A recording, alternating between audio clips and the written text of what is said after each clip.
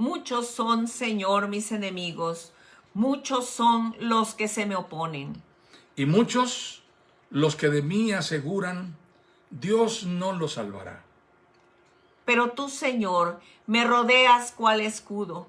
Tú eres mi gloria. Tú mantienes en alto mi cabeza. Clamo al Señor a voz en cuello, y desde su monte santo Él me responde. Yo me acuesto, me duermo y vuelvo a despertar porque el Señor me sostiene. No me asustan los numerosos escuadrones que me acosan por doquier. Levántate, Señor, ponme a salvo, Dios mío. Rómpeles la quijada a mis enemigos, rómpeles los dientes a los malvados. Tuya es, Señor, la salvación. Envía tu bendición sobre tu pueblo. Salmos 3, del 1 al 8. Amén. Amén.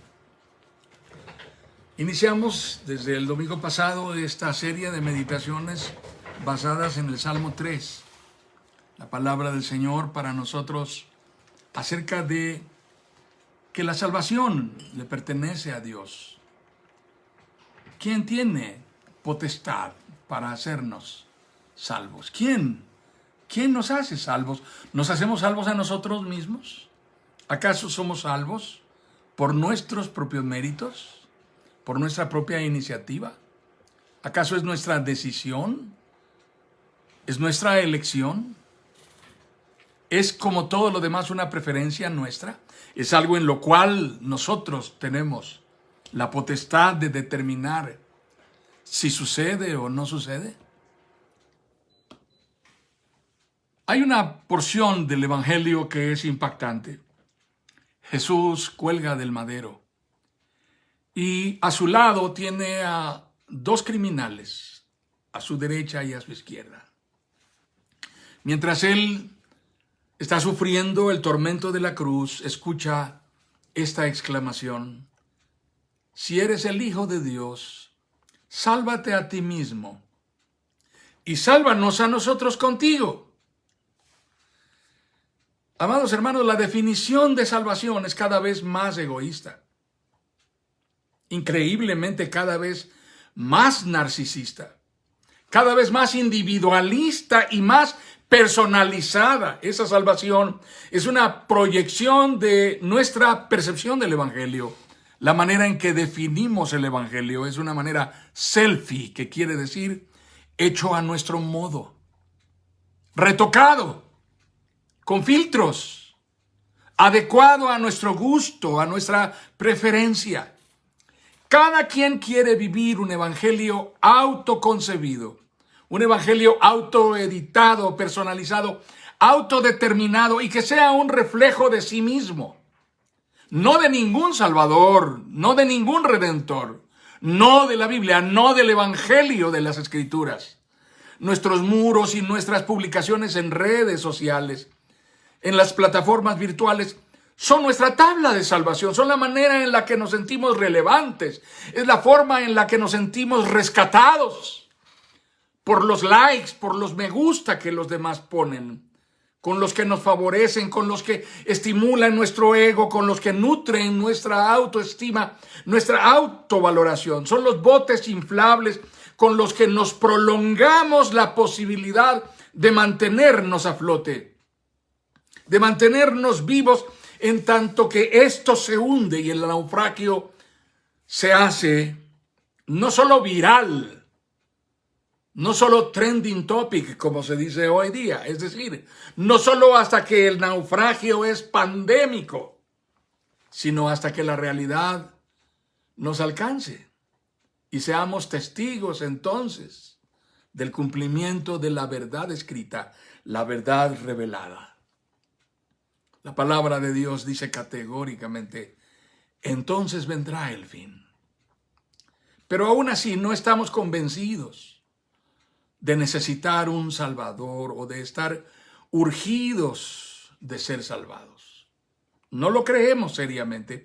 Hablamos de salvación ante una generación que cree y afirma que la salvación es precisamente romper las puertas de todos los impedimentos, los tabúes, los referentes, los frenos, los límites, los altos que nos pusieron y salirnos de ellos para gritar con orgullo lo que creemos ser ahora, que nunca fuimos lo que dijeron que éramos y que ahora hemos descubierto quiénes verdaderamente somos y estamos en el proceso de decirlo sin vergüenza. Hablamos de salvación cuando a las generaciones emergentes, las que vienen, los que hoy son niños o los que aún todavía van a nacer, se les está diciendo, recordemos, hablamos de esto el domingo pasado. Ellos decidirán si consideran ser algo aceptando lo que les imponen los patrones, los estereotipos y los referentes de la cultura, de la familia, de la religión, de la educación, del lenguaje. ¿O prefieren autodefinirse? ¿Qué es lo que prefieren ser antes de que los eduquen y les impongan los estereotipos malditos de las generaciones que nos antecedieron y que tanto odiamos? No, el mundo no cree necesaria ninguna salvación, y menos la que pudiera venir de Dios en el remoto caso de que tal cosa existiera. Esta es la forma en que discursa esta generación. Rechazamos una salvación, una redención que desconocemos. Menospreciamos una obra de propiciación que se nos ofrece en Jesucristo, pero no alcanzamos a entender porque quien ha muerto y absolutamente rindió su vida, tuvo que hacerlo. Porque no entendemos la profundidad de la realidad de nuestro estado de ruptura con Dios. No dimensionamos en nuestra mente nuestro estado absolutamente depravado. Carecemos del mínimo sentido de discernimiento espiritual para percatarnos, para darnos cuenta o para reconocer que en tanto que estamos separados de Dios, estamos completamente perdidos. Estamos completamente condenados, sujetos a destrucción. Es cosa de tiempo, aunque no lo creamos, aunque lo neguemos. Amados hermanos, esta es la verdad central del Evangelio de Jesucristo. Es el reiterado y persistente mensaje de la Biblia.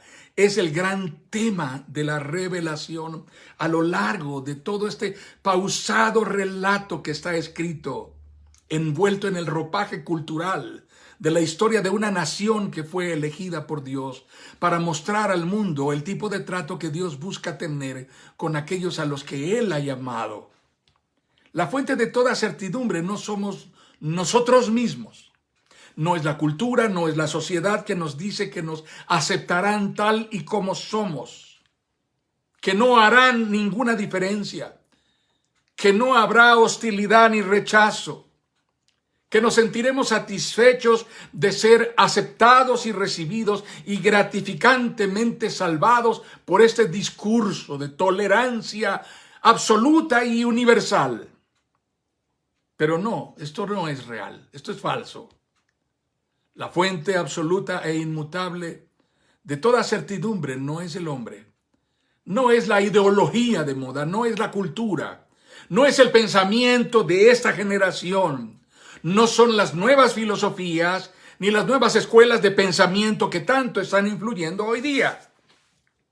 La fuente absoluta e inmutable de toda certidumbre para el hombre, como ser creado por Dios, está en su Creador. Y esto ha quedado demostrado en la consumación de la obra redentora de Jesucristo en la cruz. Vino al mundo haciéndose hombre para reconciliar al hombre con Dios. Sin esta certidumbre que viene de solo Dios, únicamente Dios y exclusivamente Dios, estamos perdidos, condenados a un peregrinaje de muerte, dolor, desamparo, miseria y destrucción. Pero la dimensión más dramática de nuestra condición radica en que no existe ninguna posibilidad de acceder a Dios sin haber experimentado una profunda convicción acerca de la obra propiciatoria. Y esto significa la obra en la cual Jesucristo se apropió de nuestra condición para reconciliarnos con el Padre.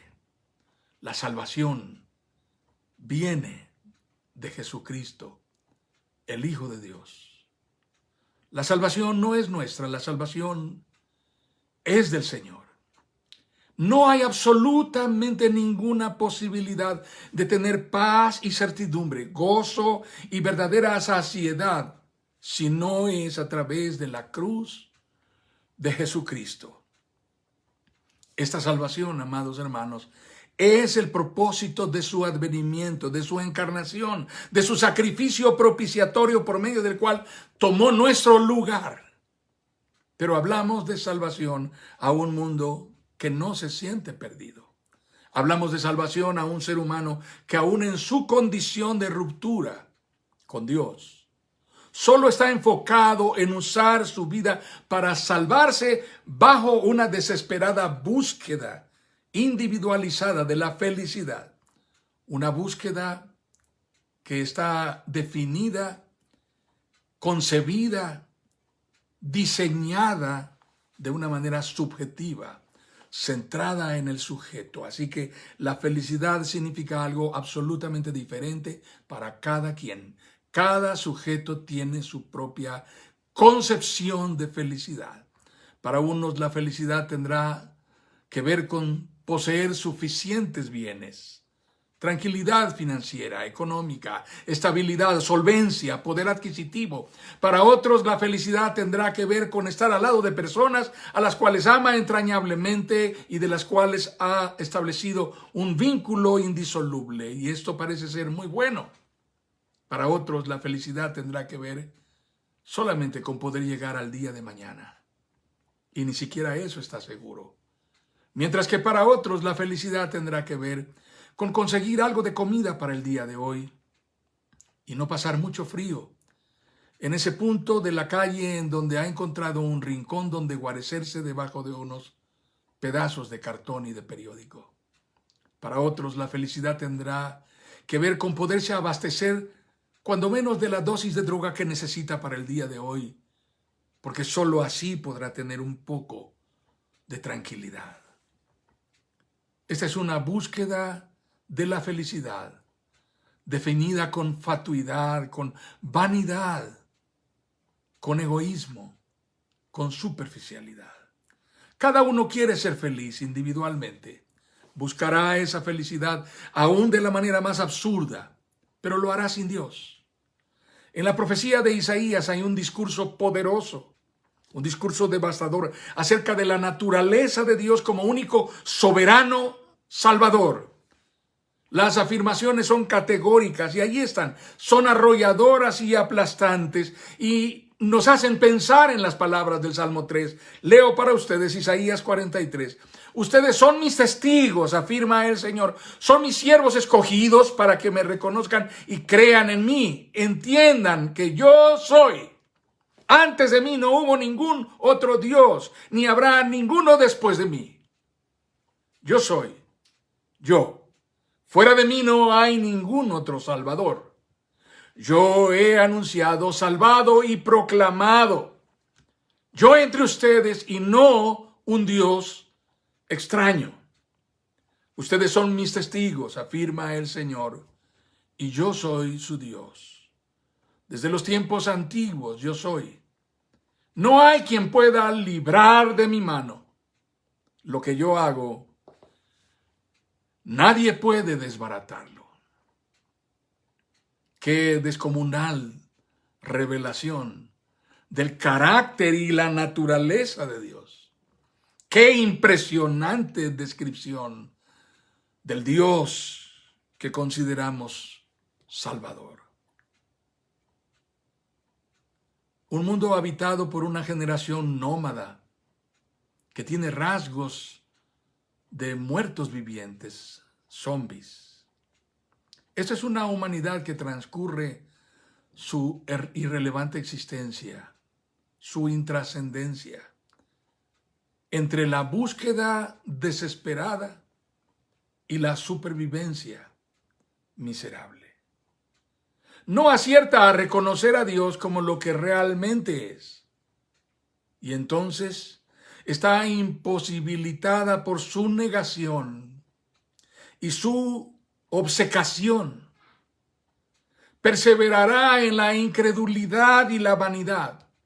Perseverará en la fatuidad y la irrelevancia de sus preferencias vanas, artificiales.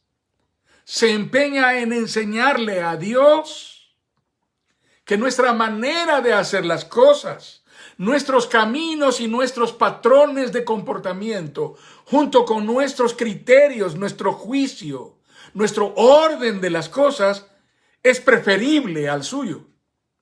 Y es nuestro orden, nuestro criterio, nuestra propia percepción de la realidad lo que nos hará prevalecer y nos salvará. El discurso del hombre posmoderno se empeña en decirle y demostrarle a Dios que nosotros podemos sobrevivir sin Él. Insistimos en nuestro alejamiento y separación de Dios.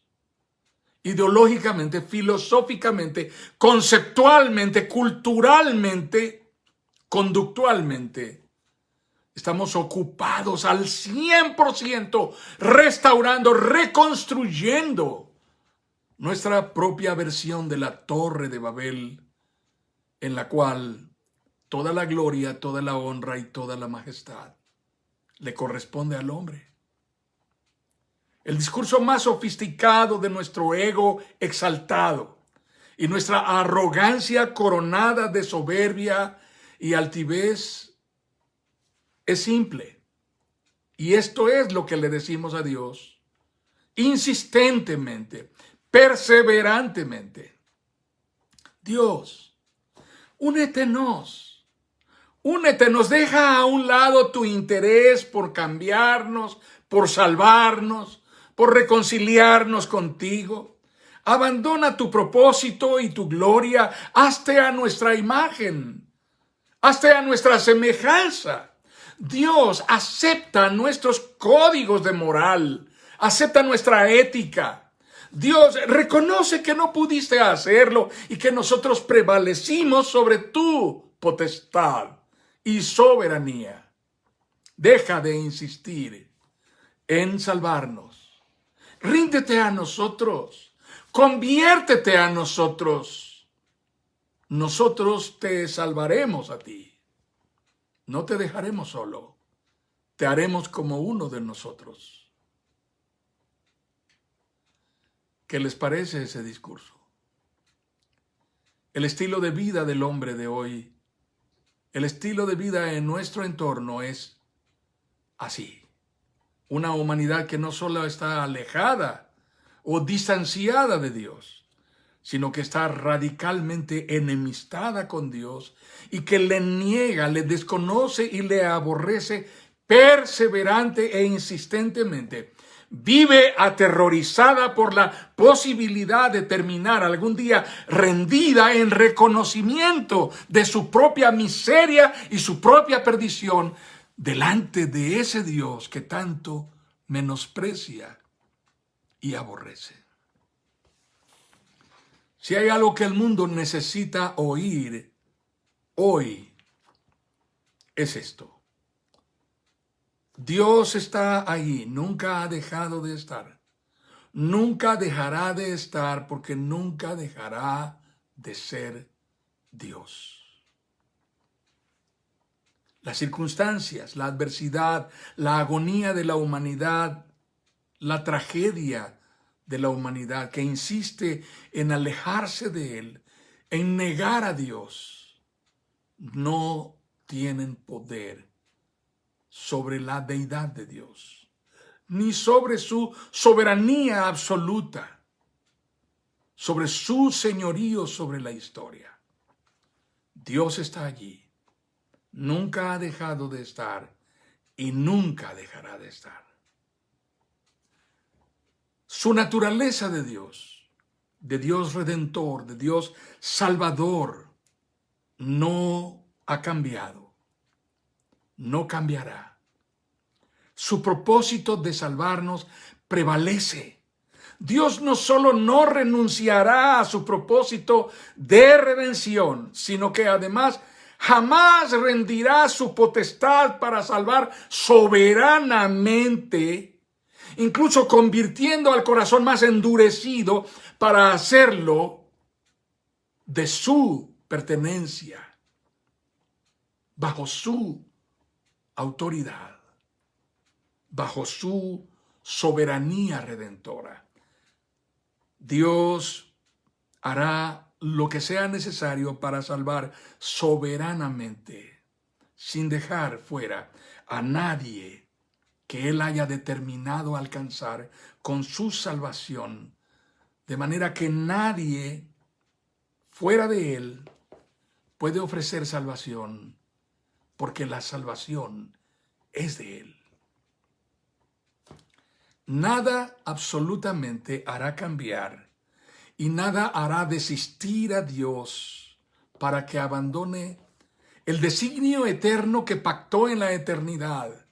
En la intimidad de la Santísima Trinidad, el Padre, el Hijo y el Espíritu Santo determinaron cumplir el plan de salvación a través de la manifestación encarnada del Hijo de Dios, la segunda persona de la Trinidad, Jesucristo, nuestro Señor y nuestro Salvador.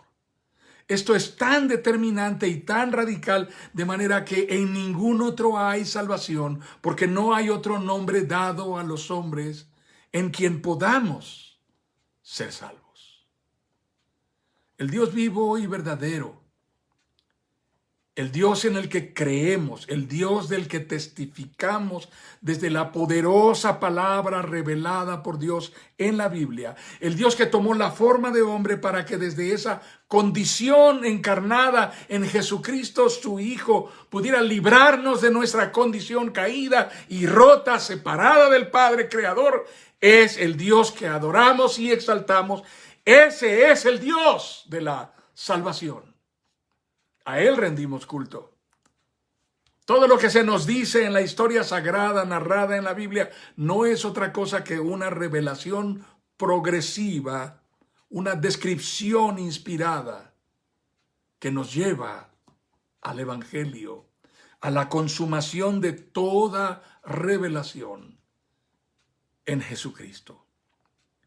El propósito de todo lo hecho por Dios es la manifestación de su gloria a través del cumplimiento de su plan de salvación para el hombre y para la creación toda. El rey David exclama: pero tú, Señor, me rodeas cual escudo. Tú eres mi gloria. Tú mantienes en alto mi cabeza. Clamo al Señor a voz en cuello, y desde su monte santo Él me responde.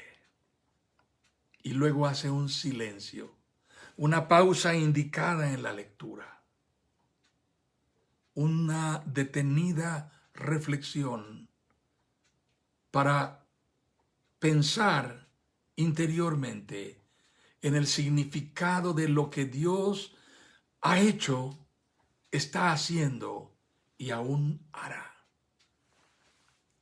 Y luego concluye diciendo: tuya es, Señor, la salvación.